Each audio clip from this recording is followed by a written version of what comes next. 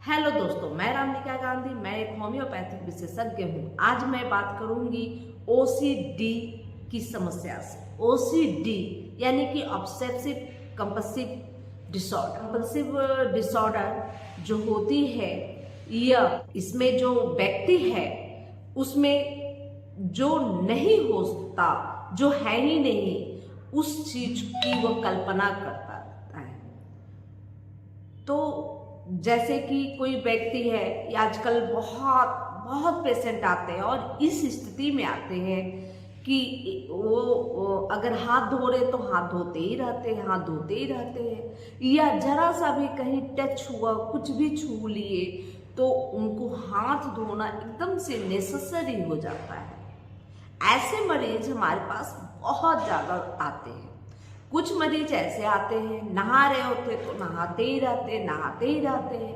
वो बाथरूम से निकलने में उनको बहुत दिक्कत होती है। वो उनको ऐसा लगता है कि एक बार बाथरूम में घुस गए तो पानी डाल रहे अपने शरीर में, और वो डालते ही जाते हैं। उनको लगता है अभी मैं ठीक से कंप्लीट मैं नहीं नहाया, और इस तरह से लगातार घंटों तक वो नहाने का कार्य उनका चलता रहता है। कुछ लोग होते हैं बदुआ देने का काम करते हैं। उनको लगता है कि मैं इसको दुआ दूंगा तो इसकी तरक्की होगी, बरकत होगी। कुछ लोगों वैसे लोग ऐसे भी कर सकते हैं कि जब उनको किसी व्यक्ति से अगर उनको अच्छा नहीं फील होता तो बदुआ भी देने लगते हैं।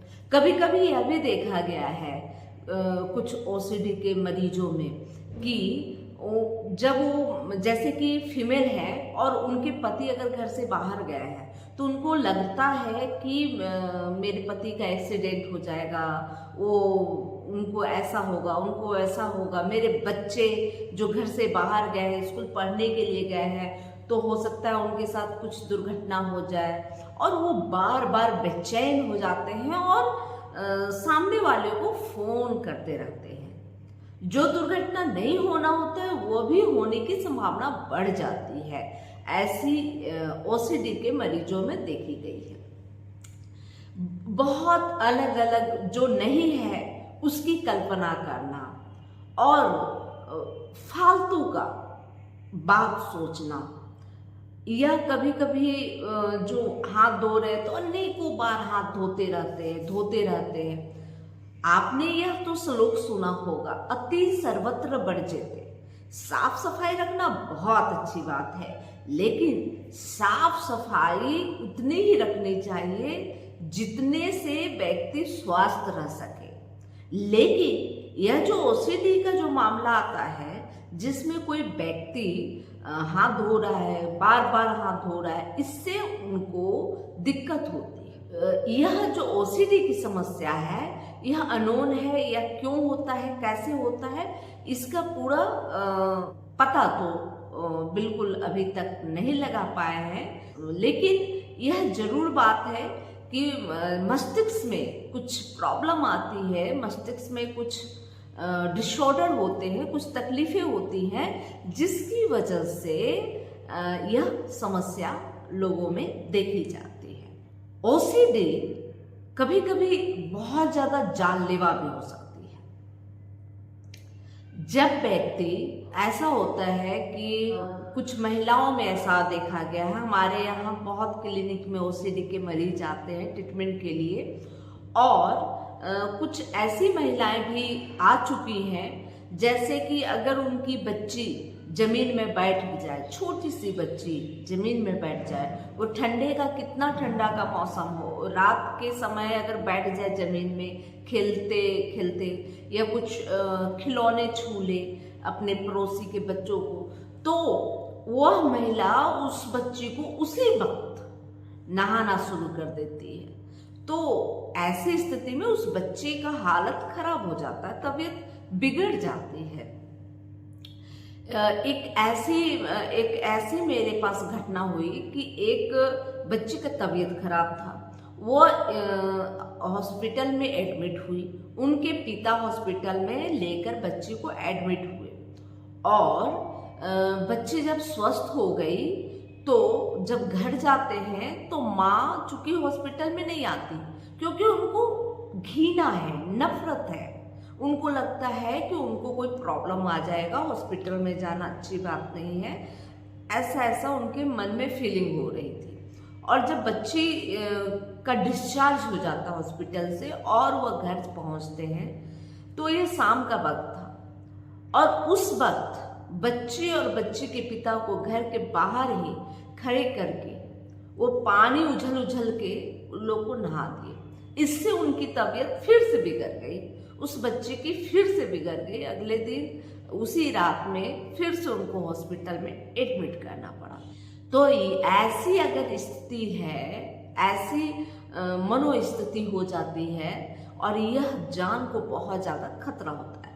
कभी कभी ओसीडी के मरीजों में ऐसा भी देखा गया है कि अगर कोई व्यक्ति ओसीडी का मरीज ऊंचाई पे हो, किसी 5 माले पर या 7 माले पर खड़ा हो, और जब वो नीचे की तरफ झांकता हो तो उसे चक्कर आते हो और उसको ऐसा फील होता हो मैं कूद के देखूं कैसा लगेगा, मैं कूद जाऊं क्या, मैं कूद जाऊं क्या। कभी कभी यह अटैक इतना भयावह होता है कि वो व्यक्ति बिना सोचे समझे उस ऊंचाई से छलांग भी लगा देता है।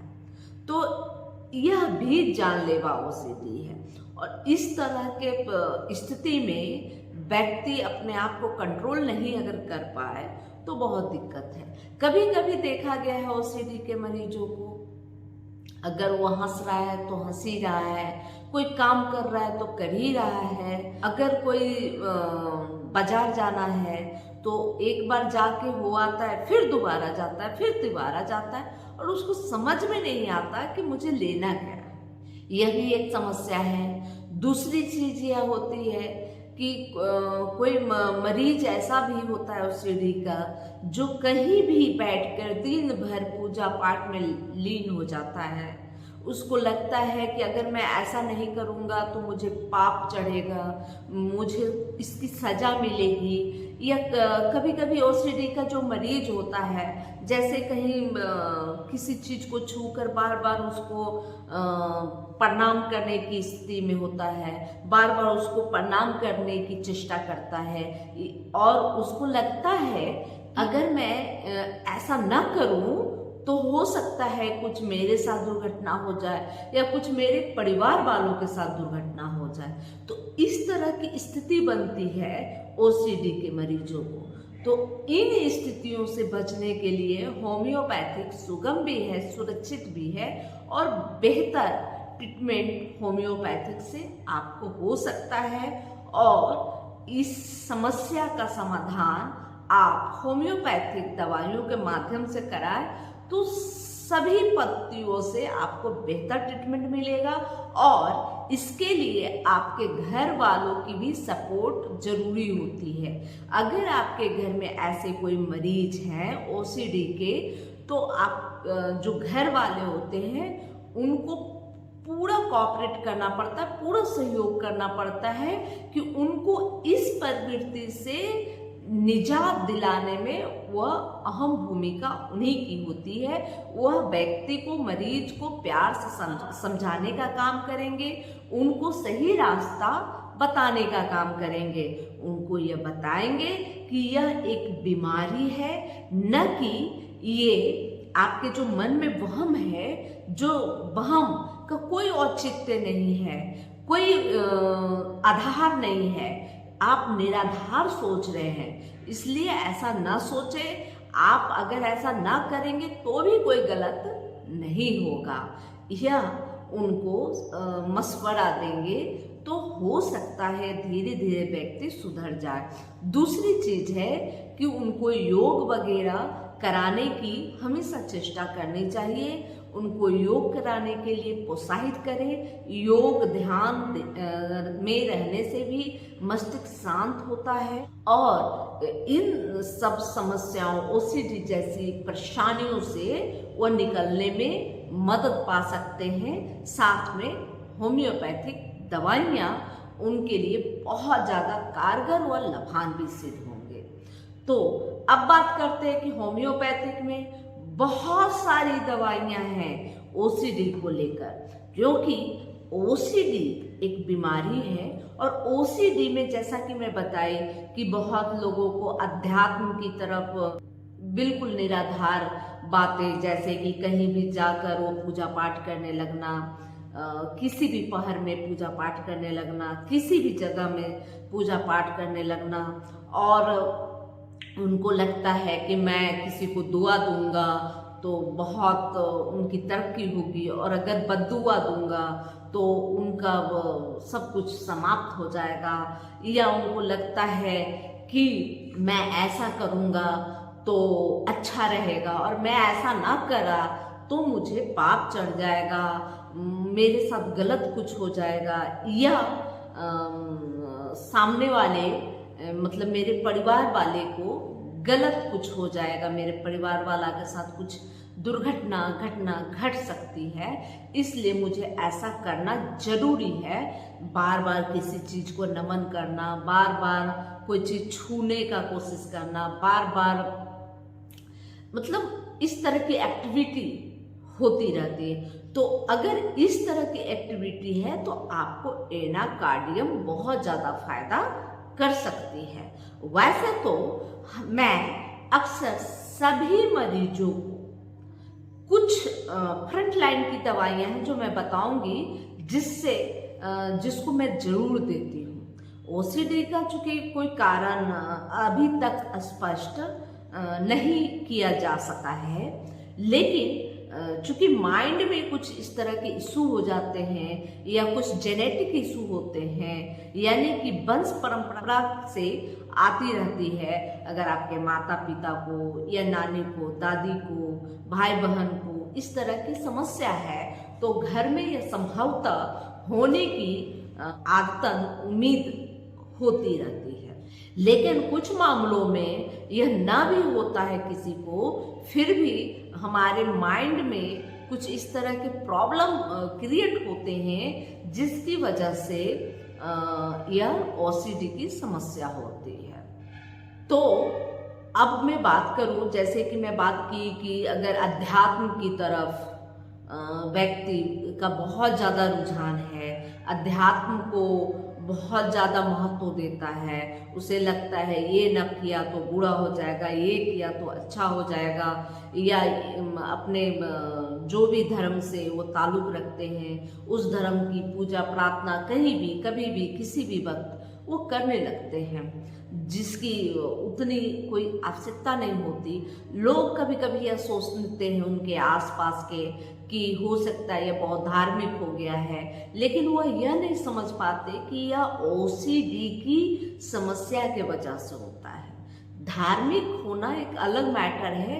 ओसीडी में जब भी व्यक्ति ओसीडी का जब मरीज होता है तो उसकी एक्टिविटी थोड़ी सी डिफर होती है, यानी कि आध्यात्मिक व्यक्ति अध्यात्म का एक वक्त निर्धारित होता है, या पूजा करने का एक स्थान निर्धारित होता है, या पूजा करने की एक पत्ती निर्धारित होती है, उसके अनुसार अध्यात्म की तरफ उनका रुझान होता है। लेकिन जो ओसीडी का मरीज होता है वो एक अलग टाइप से बिहेव करते हैं। पूजा पाठ करने के दरमियान कुछ भी एक ही चीज को बार बार रिपीट करते रहते हैं, या उनके हर बार बात करने से भी आपको महसूस होगा कि वो हमेशा उनको लगता है उनके साथ कोई है, या कभी कभी ऐसा भी लगता है कि अगर मैं ऐसा नहीं किया तो ऐसा होगा, ऐसा नहीं किया तो ऐसा होगा।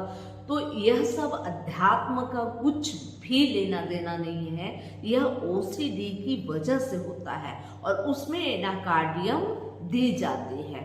अगर व्यक्ति मरीज कम उम्र का है और इस तरह की उनके अंदर प्रवृत्ति है तो एनाकार्डियम की 200 पोटेंसी में उपयोग की जाती है, और यह 200 पोटेंसी में दिन में शुरुआती दौर में दिन में एक बार ही इसका उपयोग होता है। ऐसे जो लोग होते हैं, ऐसे लोगों को अगर भूख लग जाए तो समस्या बढ़ने लगती है।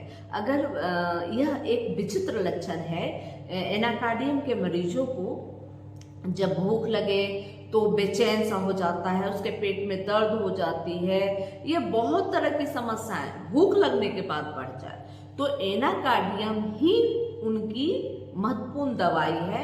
एनाकार्डियम अगर 10-15 साल के बच्चे को अगर यह समस्या ओसीडी की हो रही है तो 200 में उपयोग करना चाहिए। एनाकार्डियम मैं कभी भी कम पोटेंसी में उपयोग करने की कोशिश नहीं करती हूँ।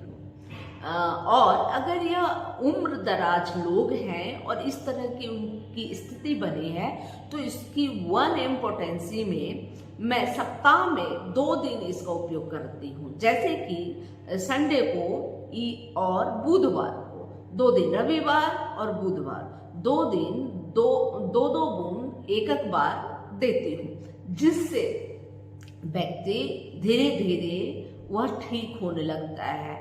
और इसमें आपके घर के सदस्यों की बहुत बड़ी जिम्मेवारी बनती है, उनके साथ अच्छे से व्यवहार करें, प्रेम से बात करके और अच्छे रास्ते पे ले जाने की कोशिश करें।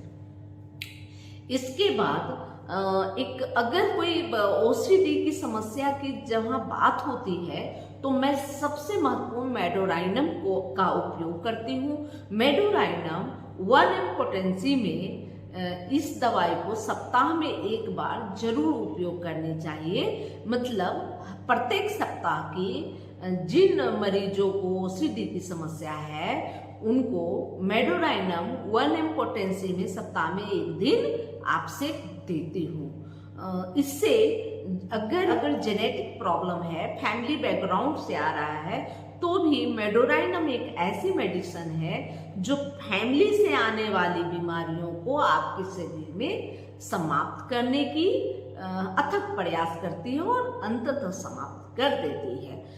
इसके अलावे मेडोराइनम बहुत तरह की ऐसे जो मानसिक लक्षणों वाले जो समस्या उत्पन्न होती है उसमें इसका उपयोग होता है। मेडोराइनम का जो मरीज होता है उनको उनके अंदर एक मेंटली प्रॉब्लम होती है, उनकी आइडिया फिक्स होती है, यानी कि उनको लगता है कि मैं ऐसा करूंगा तो ऐसा होगा, और कितना भी आप समझा दें फिर भी वो वही करेंगे जो उन्होंने फिक्स कर लिया है अपने मन मस्तिष्क में। तो ऐसी इनकी सिम्टम भी है इस मेडिसिन की, और ये जेनेटिक अगर प्रॉब्लम है तो भी आपको दोनों ही स्थितियों में इसका सुधार होती है। और मैं अक्सर ओसीडी की तमाम मरीजों के ऊपर इस दवाई का जरूर प्रयोग करने का प्रयास करती हूँ और इसे साप्ताहिक लेने की सलाह देती हूँ। दूसरी चीज कि मेडोराइनम जब आपको कोई दवाई समझ में नहीं आए तो भी ओसीडी के मरीज को मेडोराइनम आवश्यक रूप से देनी चाहिए। इसके बाद अब बात कर लेते हैं, कभी कभी देखा गया है कुछ बीमार लोग होते हैं या कुछ बुजुर्ग लोग होते हैं, उनको लगता है अब मेरी उम्र समाप्त हो गई, मेरी अब जिंदगी समाप्त होने वाली है, आप लोग सब मेरे आसपास रहो क्योंकि अब मेरा प्राण चला जाएगा। इस तरह की एकदम थिंकिंग रहती है और लोगों को लगता है कि अब ज़्यादा समय मैं नहीं जिंदा रहूँगा, मैं अब मरने वाला हूँ। इस तरह की अगर दिमाग में उपज हो रही है तो वैसे में आर्सेनिक हेल्प लेनी चाहिए। अब बात कर लेते हैं ओसीडी की एक महत्वपूर्ण समस्या, और वह है वैसे पेशेंट बहुत आते हैं जैसे बार बार हाथ धोने के लिए भागना या काफी देर तक हाथ को रगड़ रगड़ के साफ करते रहना। सफाई करनी बहुत अच्छी बात है, लेकिन सफाई अति करना बहुत ज्यादा खतरनाक साबित होता है। यानी कि अति सर्वत्र वर्जते जो एक श्लोक है वह श्लोक इस पर निर्भर करता है। यानी कि सफाई आप करें, लेकिन सफाई के मार्फत करें। किसी बीमारी के तरफ भागने वाली स्थिति में आपको होम्योपैथिक राहत देगी। आप ये जरूर समझें कि बहुत ज्यादा सफाई भी बहुत ज्यादा खतरनाक साबित होता है हमारे स्वास्थ्य के लिए। अब रही बात कि जब अगर आपको बार बार हाथ धोने की प्रवृत्ति हो, अगर आप कोई चीज छू दिए या किसी ने आपको छू लिया हो, या किसी भी कभी कपड़े, पैसे, कुछ भी आप बाहर से खरीद कर ला रहे हो और फिर से हाथ धो रहे हो, साफ कर रहे हो, और ये बार बार आपके अंदर प्रवृत्ति बन चुकी है, तो ऐसी स्थिति में मैं ऐसे मरीजों को सिफलिनम 1 mg पोटेंसी में सप्ताह में 2 दिन, जैसे कि रविवार व बुधवार को लेने की सलाह देती हूँ। लेकिन साथ में मेडोराइनम भी साप्ताहिक देती हूँ, जैसे कि सोमवार को मेडोराइनम प्रत्येक सोमवार को दे रही हूँ, और रविवार व बुधवार को सिफलिनम लेने की सलाह देती हूँ। और तीसरी दवाई ऐसे मरीजों को आर्सेनिक एल्ब 30 में सुबह दोपहर शाम 2-2 बूंद लेने की सलाह देती हूँ। तो ऐसे मरीजों का देखा गया है कि जल्दी ही ऐसे मरीज इस तरह की प्रवृत्ति से छोड़ने लगते हैं, बचने लगते हैं और वह स्वस्थ हो जाते हैं। लेकिन ओसीडी का जब मामला आता है और जब इस तरह के मामला आते हैं कि बहुत ज़्यादा सफाई कर रहा है, तो लोग, घर वाले सोचते हैं ये सफाई पसंद है, लेकिन यह नहीं जानते कि यह एक बीमारी भी है। तो बार बार हाथ धोना बहुत ही गलत है। इसलिए ओसीडी की जब समस्या है तो आप जरूर इस तरह से जो मैंने दवाई बताई, सिफलिनम, आर्सेनिक एल्ब व मेडोराइनम, क्रमबद्ध जरूर देनी चाहिए। और इस तरह के मरीज बहुत मेरे पास आते हैं। इसके अलावा नक्स भूमिका, जब ओसीडी का मरीज बहुत जिद्दी हो, अगर उसके अनुसार अगर कोई काम नहीं हुआ हो तो वह बहुत ज़्यादा जो है कि जिद पकड़ लिया हो, गुस्सा आ जाता हो, इरिटेट हो जाओ, तो नक्स भूमिका उसकी दवाई है। इसके अलावे जब कोई मरीज बहुत बकवास करता हो, कपड़े उतारता हो, गंदी गंदी बातें करता हो, तो वैसे ओसीडी के मरीज को हाइपोथैलेमस नाइग्रा लेनी चाहिए।